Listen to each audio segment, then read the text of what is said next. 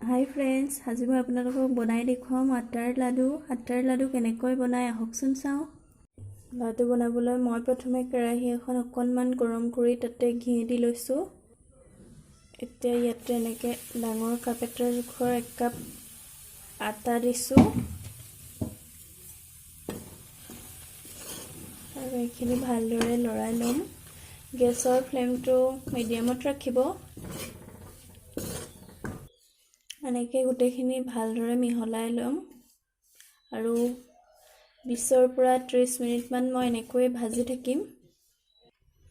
এইখিনি যেতিয়ালৈকে brown colour হৈ নাযায় আৰু এটা ধুনীয়া গোন্ধ ইয়াৰ পৰা নোলায় তেতিয়ালৈকে আমি ভাজিয়ে থাকিব লাগিব।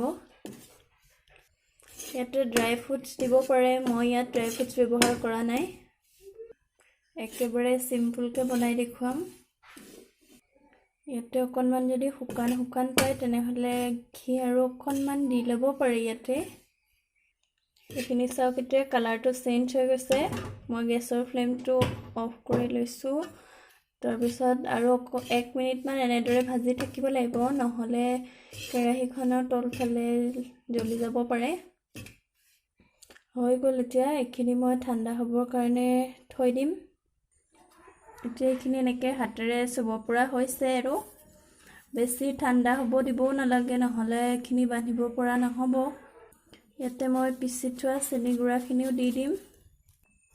এইখিনি দি ভালদৰে মিহলাই ল'ম। এতিয়া এইখিনি চাওক, এনেদৰে লাডু বান্ধি ল'ম মই। এইটো হৈ গ'ল। এনেদৰে বাকীখিনি লাডু মই বনাই ল'ম। লাডুখিনি বনাই হৈ গ'ল। আপোনালোকৰ যদি মোৰ ভিডিঅ'টো চাই ভাল লাগিল তেনেহ'লে প্লিজ লাইক কৰিব, কমেণ্ট কৰিব আৰু ছাবস্ক্ৰাইব কৰি দিব।